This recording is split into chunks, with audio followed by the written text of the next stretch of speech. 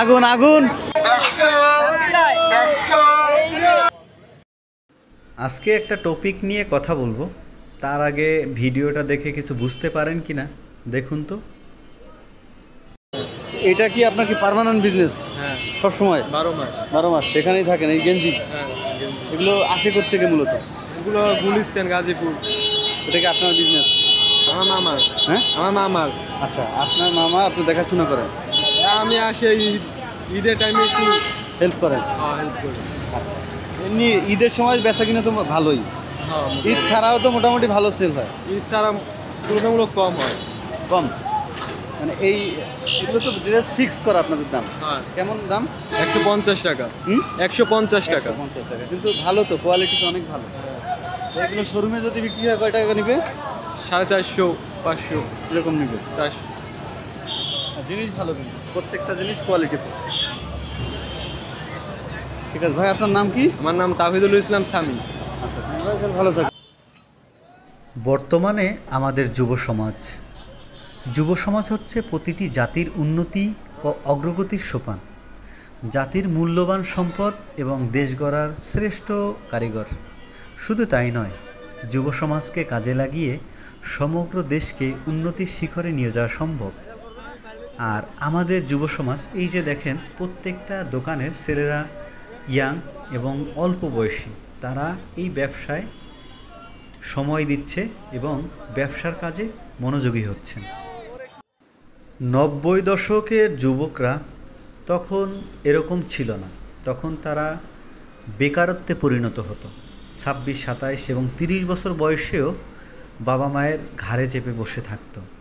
আর এখনকার যুব সমাজ, তারা কিছু একটা করার চেষ্টা করে, বাবা মায়ের এবং পরিবারের হাল ধরার চেষ্টা করে। এর ফলে আমাদের দেশ অনেকটাই এগিয়ে যাচ্ছে। তরুণরাই দেশের ভবিষ্যৎ, তাদের অধিকার ও কর্তব্য সম্পর্কে সচেতন হওয়া উচিত, যাতে তারা সমগ্র যুব সমাজের ইতিবাচক পরিবর্তন আনতে সক্ষম হয়। এবং এই কাজটাই আজকে আমাদের যুব সমাজ করে যাচ্ছেন।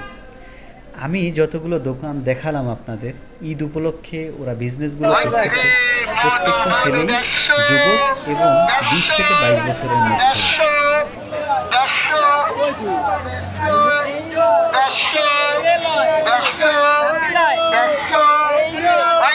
মামা, বেচা কিনা কেমন? এই তো আলহামদুলিল্লাহ, এত ভালো না। হ্যাঁ, এত ভালো না আমার। এটা কি আপনার কি পার্মানেন্ট বিজনেস নাকি?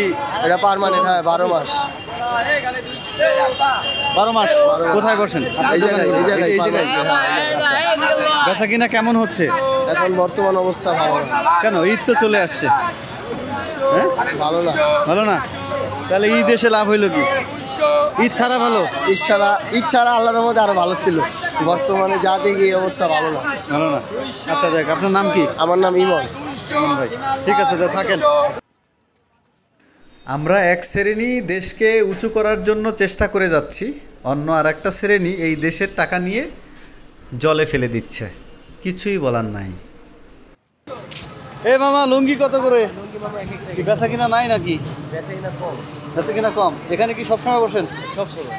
আগে তো দেখি নাই আপনারা। আগে দেখেন রেগুলার সবসময়?